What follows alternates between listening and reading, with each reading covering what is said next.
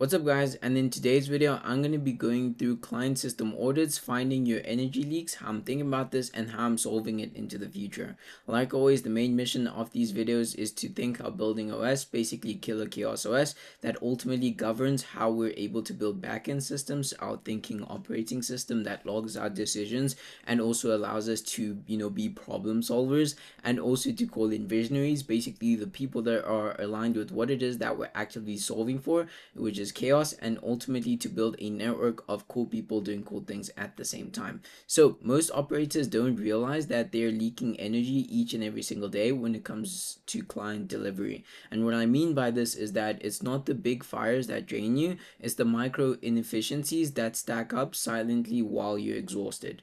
We've all had times where you've gotten this random email and it's like, hey, can you do XYZ? But there's not really much structure around that, and it's basically me thinking, in terms of how I'm actively thinking about this, is saying, hey, how can I actively formulate more structure in terms of how I'm actively logging the energy leaks that I have on a day-to-day basis? Because in as much as you can have 24 hours in a day, you ultimately have so much energy that you can spend. And how do you actively combat this, or have strategies in place that ultimately allows you to get to a place where you're not spending too much energy on things that don't actually move the needle? And that's why I think about this a lot, and I just have this specific way of auditing where my energy is leaking and having a combat strategy around that. So here's the three-part strategy in terms of how I basically ordered my system of energy that I run each and every single week, and also you can also run this week as well. Which number one being communication audit, which basically comes down to asking the question of saying, hey, where are your client messages bottlenecking? Is it Slack, WhatsApp, email, or DMs? Where's your main form of communication in terms of your clients that is ultimately bottlenecking? And how can you actively fix this? How can you actively understand that, hey, you need one source of truth or one channel that is official that they can actively just reach you on? And through that, you need to make sure that, hey, you're not checking four different mailboxes or inboxes. That's ultimately an energy leak that you could be better spending on focusing on the things that actually move the needle, and understanding that, hey, there's a fix for this, which is centralizing it into one tool, one communication platform,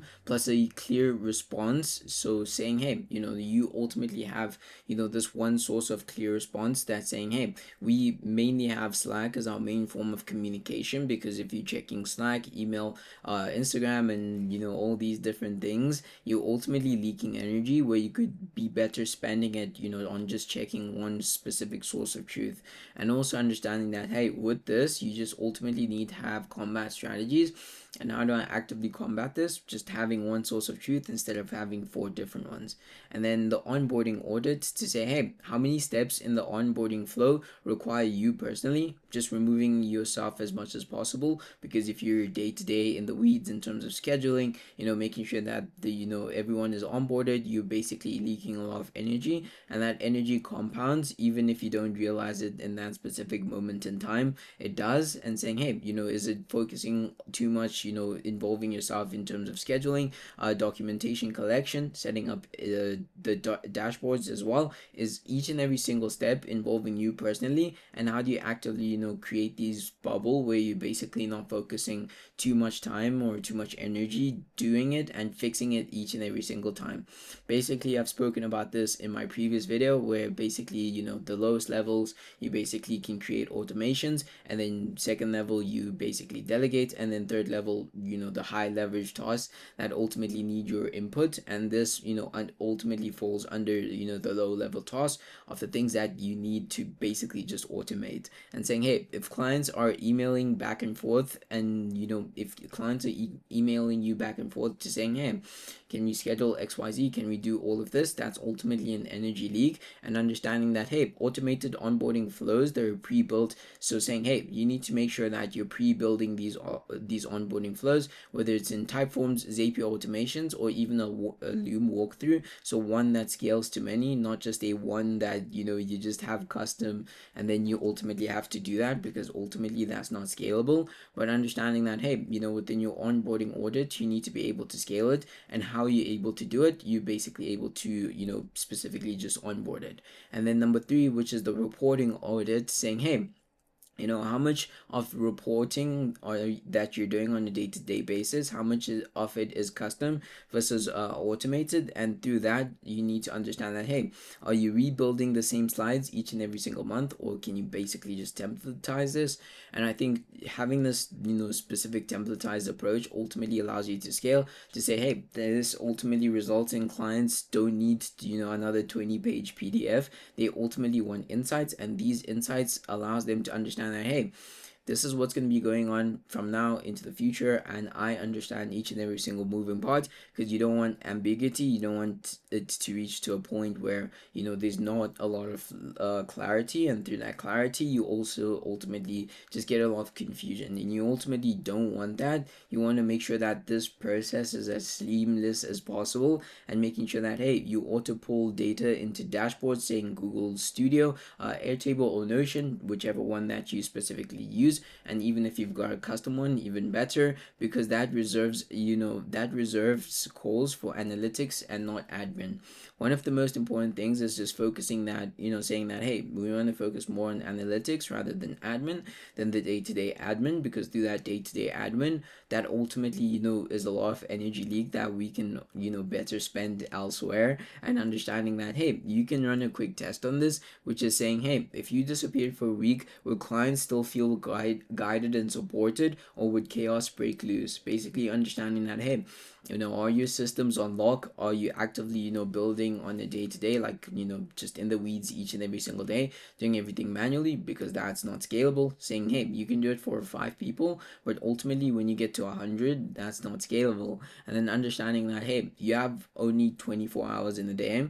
How are you basically able to leverage architect this, and saying, hey, you need to make sure that you're spending energy in high leverage tasks in that specific quadrant, and also delegation as well, back and forth around that, and not just focusing on the low leverage tasks that you can basically automate. And saying, hey, whenever chaos emerges, that's a energy leak, because it ultimately requires your energy, and how you're able to combat this through systems, to saying, hey, this specific energy leak, I need to have combating systems that ultimately allows me to solve this as quickly as possible, because ultimately you move as fast as your constraints, and if you're not able to remove your constraints as fast as possible, you're moving a lot slower than you actually could. So understanding that, hey, through and through in all of this, the biggest insight is that you don't just lose time in broken systems, you lose founder energy, and that energy is truly something that you cannot outsource.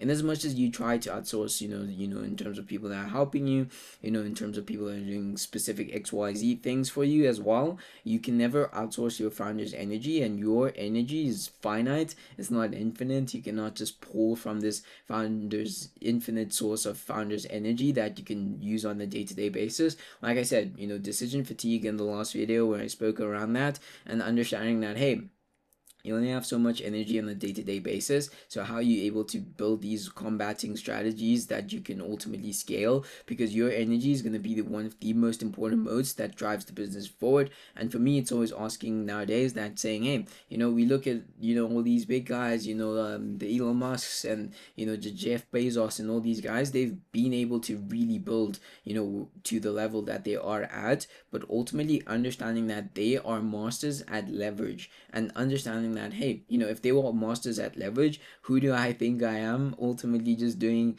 each and every single thing manually? I think that ultimately does not scale. And understanding that, hey, we need to make sure that we're understanding the levers that we need to pull in order to scale, and saying, hey, run the audit, and patch the leaks, which ultimately results in protecting your capacity for decisions that actively grow the business. And I think this is one of the most important modes, to understand that each and every single day we need to make sure that, or I need to make sure in particular, that I'm focusing on the tasks that actively allow me to grow. And how do I actively grow? through this, basically understanding that, hey, in as much as I can do so many things, in a day, you can do 1,000,001 things in a day, but there are, most of the time, there's only 3 things that you need to focus on a daily basis that actively move the needle. And basically asking, what are those 3 things that I need to focus on a day to day to basically move the needle, and hammering on that. Because through that, I know we're going to get closer to the grand vision of Killer Chaos OS, and ultimately move the needle forward a lot further to saying, hey, we're going to get this wrong so many times, but ultimately we're not going to keep pushing, the needle forward, and we're just going to keep staying in the trenches and ultimately building until we get to that grand vision. But ultimately, you're going to have days, you're going to have days where, you're not at your 100% like today. Yeah, and you just cooked, and ultimately have to push through that. But I think one of the most important things is that you just have to keep on going, accept those days, and just keep on going, and realize that your energy is finite, and ultimately that needs to be sustained as well. And through that, you're ultimately able to build the grand vision for what it is that you're actually trying to build. For us, in our case, which is Killer Chaos OS, which is the grand vision of inspiring millions of people, redefining industries, and having $100 million, which is an arbitrary number in terms of the impact that we're going to be having, because big goals push you and force you to reach a new level of yourself. So through that, I know we're going to reach a new source of truth. I know we're going to get so many things wrong, like I always say, but ultimately, in the long run, we're going to move, and we're going to put one foot forward and just keep on moving each and every single day. And if you guys enjoyed this video, make sure to connect with me on X, LinkedIn, Instagram, and I will see you guys in the next video.